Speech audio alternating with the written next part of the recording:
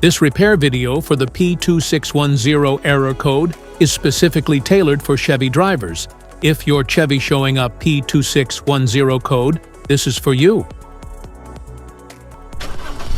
This means that ECM or PCM related to the engine's off timer, which indicates that the ECM or PCM can't tell how long the engine has been shut off.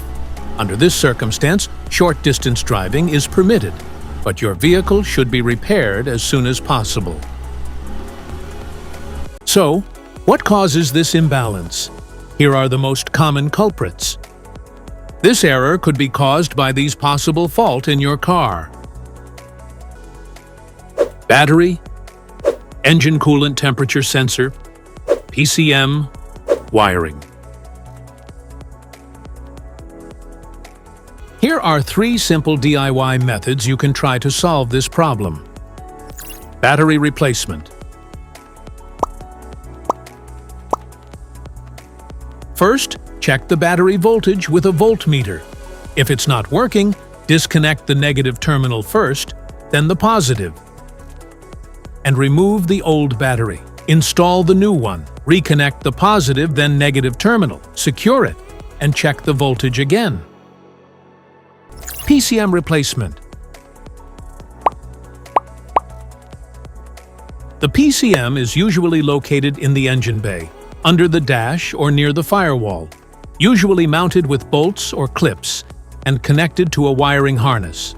Unplug the wiring harness carefully. There may be clips or levers on the connector. Remove any bolts or brackets holding the PCM in place. Take out the old PCM. Install the new PCM in the reverse order.